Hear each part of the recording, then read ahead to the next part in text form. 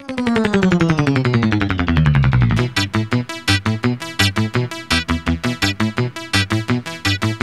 का शीर्षक है बड़ी प्रगति की देश ने।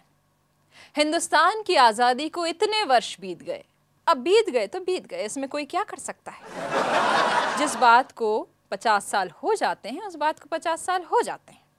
देश वही है और वैसा ही रहेगा। उत्तर में हिमालय, दक्षिण में समुद्र, पैकबंद चौकबंद, भूल चूक लेनी देनी। इतना बड़ा देश है, थोड़ा बहुत कम ज्यादा हो जाए तो क्या फर्क पड़ता है। खुशी की बात है कि देश देश है। जो भारतवासी विदेश में नहीं रहते वो हमारे ही देश में रहते हैं। उनकी जनसंख्या भी कम नहीं। अगर हम अपने देश को आगे नहीं बढ़ा सकते तो कम से कम देश की जनसंख्या तो आगे बढ़ा सकते हैं। आखिर हमारा पॉलिश किसी काम तो आ रहा है। आजादी के इन वर्षों में हमारे देश में बड़े बड़े नेता हुए। जब बड़े बड़े नेता नहीं हुए तो छोटे छोटे नेता हुए। उन छोटे छोटे नेताओं ने और छोटे छोटे नेता पैदा किए। इस तरह नेताओं के मामले में हमारा देश आत्मनिर्भर हो गया। अब हमें मार्गदर्शन के लिए बाहर देखने की जरूरत नहीं है। हम खुद एक दूसरे को मार्गदर्शन दे सकते हैं। हमने नेतृत्व का दरवाजा सबके लिए खोल रखा है। अगर आपके पास कोई काम नहीं है तो आप हमारे शहर के नेता बन सकते हैं, और अगर आपके पास काम है तो आप तो हमारे नेता हैं ही। अगर आप अच्छा काम करना चाहते हैं तो आप नेता बनिए, और अगर आप बुरा काम करना चाहते हैं तो जरूर बनिए। दरवाजा सबके लिए खुला है। जिस नगर में अभिनेता अधिक होते हैं वहां नाटक मंडलियां बढ़ जाती हैं। उसी तरह से जिस देश में नेता अधिक होते हैं वहां राजनीतिक पार्टियां अधिक हो जाती हैं। आखिर ये राजनीतिक पार्टियां हैं क्या? प्रजातंत्र के रेल के डिब्बे हैं। रेलें बढ़ रही हैं, डिब्बे भी बढ़ रहे हैं। आजादी के इन वर्षों में हमने पेड़ काटे और कुर्सियां तैयार की। हम पेड़ों के नीचे अब नहीं बैठते, हम उन पेड़ से बनी कुर्सियों पे बैठते ताकि हम पेड़ काटने का हुक्म दे सकें। इस देश में नेताओं ने जब जब कहा कि पेड़ लगाए जाएंगे तब तक पेड़ काटे गए। समस्या ये थी कि जब तक पेड़ काटे नहीं जाएंगे जगह खाली नहीं होगी, और जब तक जगह खाली नहीं होगी पेड़ कैसे लगाए जाएंगे। हमारे देश की धरती महान है। वो जितना अनाज उपजती है उससे कहीं ज्यादा खाने वाले उपजते हैं। आजादी के इन वर्षों में हम भारत में उगाते रहे, विदेशों से मांगते रहे, खाते रहे, पचाते रहे।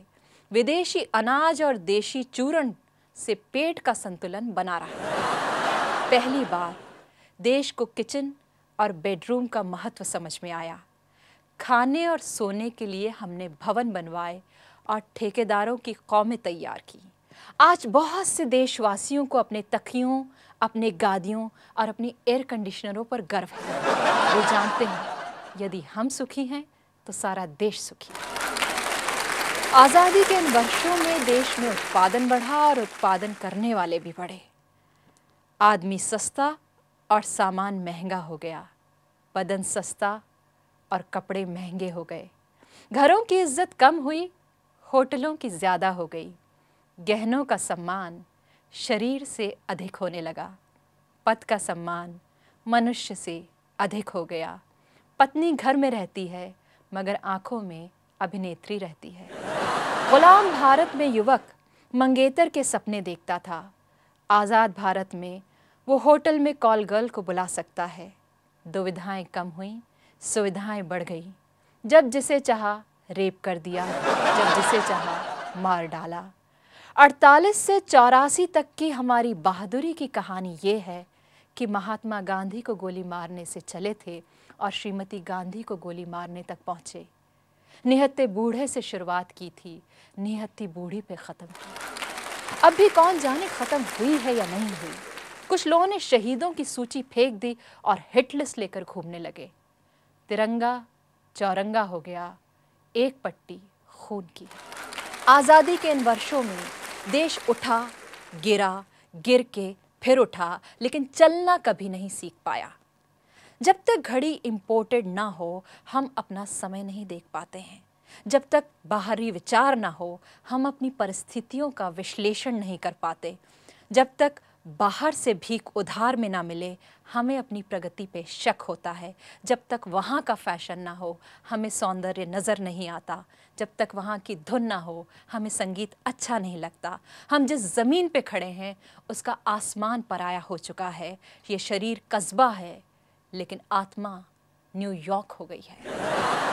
आज़ादी के इन वर्षों में हम कहाँ से चले हैं और कहाँ आ गए हैं। इतने वर्षों में हमारी औद्योगिक प्रगति की पहचान यही है कि हमने गंगा और जमुना को मैला कर दिया है। सड़कें खराब हैं, पर उन पे जो कारें चल रही हैं वो सुंदर है। गली में कीचड़ है, लेकिन हमारी पतलून टेरिकॉट की है। हमारा घर अच्छा है, देश जैसा भी हो। आज़ादी के इन वर्षों में जेबें खाली और बाल बड़े होते चले गए। लोगों ने अपनी मूछें बढ़ाईं और राष्ट्र ने अनेक समझौते किए। देश मजबूत हुआ हो या नहीं, जातियां जरूर मजबूत हुईं, प्रांत मजबूत हुए, जगह जगह ऐश करने के मुकाम बने। दूध पूरा ना मिले, शराब में कभी कोई शिकायत नहीं रही। पान की खेती और सिगरेट का उत्पादन बढ़ा, जिससे देश के सारे चौराहे गुलजार हो गए। बागों में बहार आई, जरूरत बेजरूरत पानी बरसा, बाढ़ आई, सूखा पड़ा, लोग मरे, शादी ब्याह में विराट भोज हुए, और आम आदमी बेचारा आम चूसता ही रह गया। वे भी महंगे हो गए। बहुत खूब रहे ये वर्ष। कई सड़कें बन गईं, जिसे जहां नहीं जाना था वो भी वहां पहुंच गया। इधर का माल उधर हुआ, स्मगलिंग में गति आई, सारा देश आपस में जुड़ गया। रेल से, तार से, टेलीफोन से, पोस्टकार्ड से। सट्टे का फिगर बॉम्बे में खुलता है, लेकिन आज सारा देश जान लेता है। राष्ट्रीय एकता का इससे बढ़कर कोई प्रमाण हमारे पास नहीं। जो निराश था वो फुटपाथ पे भटकता रहा, जो महत्वाकांक्षी था वो विदेश चला गया, जिसको जब मौका लगा वो विदेश चला गया। उनके बदले में टूरिस्ट यहाँ आए, हिप्पी आए। हिप्पी हिप्पनों की लाज भारतीय हैंडीक्राफ्ट से ढकी रही, और भारतीय सती सावित्रियों की लाज इंपोर्टेड नायलॉन की साड़ियों से।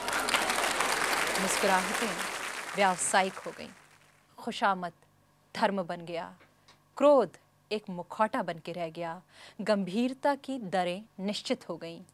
कवि बहुत सुंदर कविताएं लिखने लगे, और दहेज न मिलने पे अपनी ही बहुओं को जलाने लगे। बड़ी प्रगति की देश ने। देश में हर खाली जगह पर विज्ञापन चिपक गए। ये देश सुंदर स्त्रियों से ढक गया। हर तस्वीर में एक सुंदर लड़की हमें टकटकी लगाकर देखती रही, लेकिन तस्वीर के बाहर कभी किसी ने हमें नहीं देखा। बड़ी अजीब यात्रा है ये। गरीबी हटाने चले थे, अमीरी बढ़ाने में लग गए। सारे विचारक इस नतीजे पे पहुंचे हैं कि जिसमें लाभ है वही शुभ है, और जो केवल शुभ है उससे क्या लाभ। जैसे इतने वर्ष बीते हैं, वैसे ही 100 वर्ष और बीतेंगे।